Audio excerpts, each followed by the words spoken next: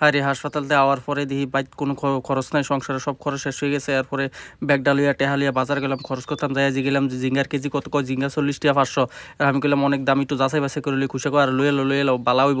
আমি কইতা বালা বোলা নাই, আমি যে যাচাই করে লই, আমি কম দাম জানা ফাইন লইম। এরপরে এন থেকে জিঙ্গা আর বাইগুন লইছি, লইয়া গেছি ইতানের ধনিয়া পাতা লইতাম, ধনিয়া পাতা লইয়া এসে জিগেলাম কত, ধনিয়া পাতা কয় 20 টাকা 100। এরপরে আইলাম উস্তা লইলাম, উস্তা টমাটোর দাম জিগেলাম, দামে বঞ্চে। এরপর উস্তা লইলাম, টমাটো লইলাম। এরপর টমাটোটি লওয়ার আগে আমি একটু বাচ্চা পালাসিয়া লইলাম, কারণ আমি একটু চালাক। টমাটো লইতে সময় চাইয়া লইবেন, যদি ফোক টুক পরে বাদ গেলে কিলমুরা খাই লইতেন।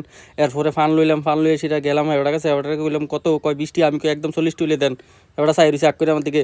এরপরে খুশিতে কইলাম তুই একটু চালে বস্তাটা তোল, তোরা আমি 1000 টাকা দেবো। এরপরে 1000 টাকা দিয়ে আই হলাম মাংস দোকানে, কইলাম ভাই মাংস কাটো।